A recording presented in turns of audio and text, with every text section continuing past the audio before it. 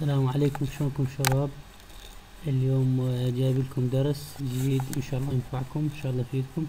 الدرس كيفية اضافة او زيادة عدد الاصدقاء في الفيسبوك بدون تعب بدون عناء، بالاضافة الى هم يرسلوا لك طلب الصداقة، مو انت اللي ترسل، بدون حظر بدون اي مشاكل. طبعا اول شي نفتح الفيسبوك، ثم نأتي الى خانة البحث، نكتب ماس اد ايميل.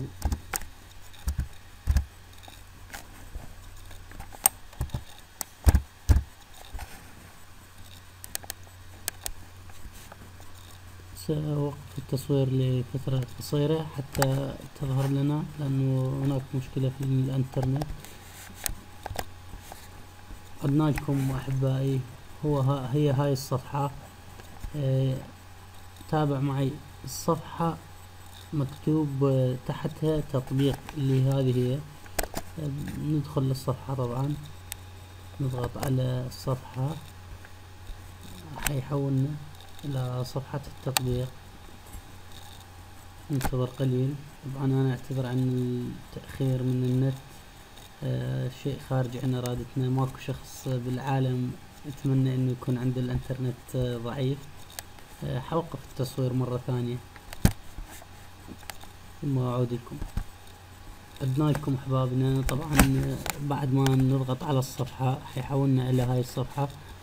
ثاني شي نضغط على هاي العلامة الخضراء فقط، ثم ننتظر أو لا تضغط أي شيء آخر.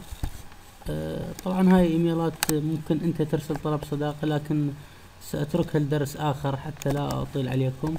هاي هنا بهاي الطريقة فقط، عندما تضغط هنا حيطلع لك تجيك هواي طلبات صداقة. طبعا هاي طلبات الصداقة اللي اجتني بوقت قصير جدا، يعني ما يقارب ربع ساعة او نص ساعة، يعني 15 دقيقة او 30 دقيقة هذا الوقت. اتمنى انه الدرس اعجبكم، ويسعدني اذا ضغطت على الاشتراك بالقناة او ارسلت اي ملاحظة تعليق. وانا اشكركم، واتمنى انه تضغطوا الاعجاب حتى يكون عندي دافع اكثر اقدم لكم دروس اخرى. وشكرا لكم، تحياتي لكم.